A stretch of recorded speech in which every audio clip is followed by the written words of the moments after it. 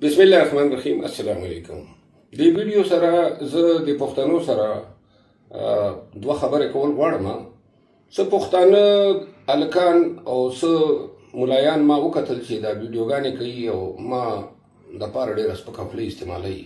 څه د پی ټي آی ملګري دي او څه د یوې مخصوصې پارټۍ پیروکاران دي او هغه مفتي تقي عثماني صاحب بیان چې کوم دا هغه وزر جوړ ده. نو زه د دې دواړو خبرو لږ تاسو وضاحت کوم.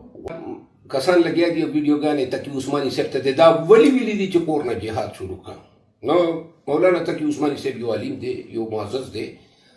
جهاد د زمونږ د پښتنو چې کوم دی د جهاد په نام باندې سوره لکه پښتانه چې کوم دي بې کوره شول، مړه شول، شهیدان شول.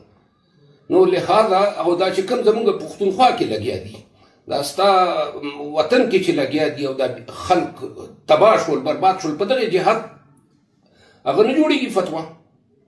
رالی مطلب دا د ما دا وویله چې بھائی جهاد آغاز ته د کور نه وکړه. اوس دا دوره چڼې او ګیرې او دې نه بعد چې کوم دی الې ټیک ټاکونه الې ورته ورستک کوي او الې سترګې باسلي.